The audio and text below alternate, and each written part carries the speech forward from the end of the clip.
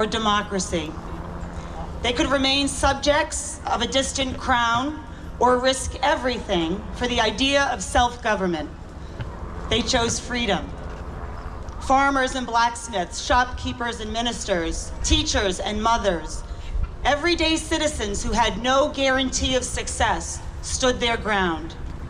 And when the smoke cleared on that April morning, the first shots of a revolution had been fired. What began here in Concord became the shot heard round the world. It was more than the start of a war. It was the beginning of an idea that liberty is worth defending, that government derives its just powers from the consent of the governed, that even the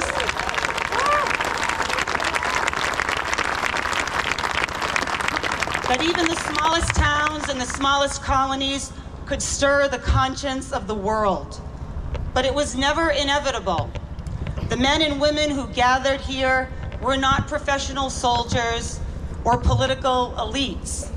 They were neighbors and parents, workers and worshipers, people with families to protect, farms to tend, and lives to live. And yet, when the moment came, they answered history's call.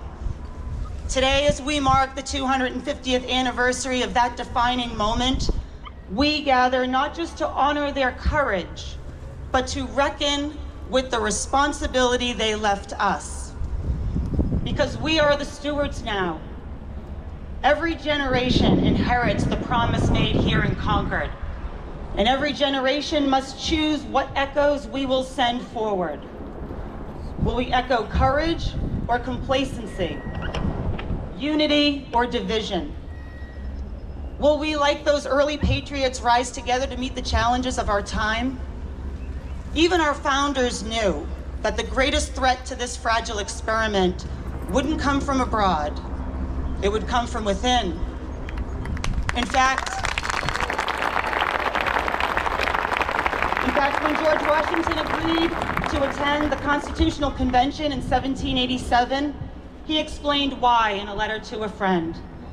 He warned of some aspiring demagogue who will not consult the interest of his country so much as his own ambitious views. Washington wasn't worried about the jeweled crowns of foreign kings. He was worried about the domestic ones, those who drape themselves in flags while declaring themselves above the Constitution.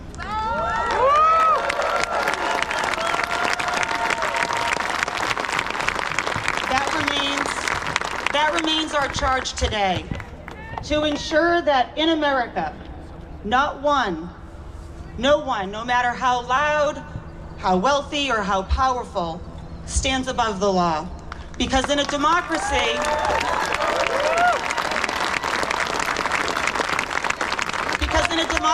the law, not a single man is sovereign. Our union is still imperfect, our freedoms still tested. But the story of America has always been one of progress, not because the path was easy, but because courage found its way into common hands. In every generation, there have been bridges like this one in Concord, like the Edmund Pettus Bridge in Selma, where brave Americans marched for civil rights and faced down brutality in the name of justice.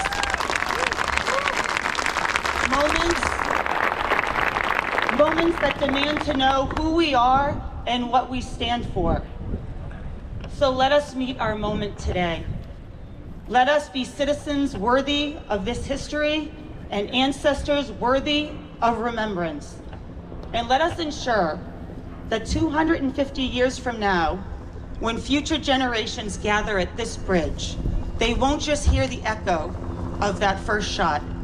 They'll hear the echo of our voices rising to say, we carried the promise of a stronger America forward. Thank you.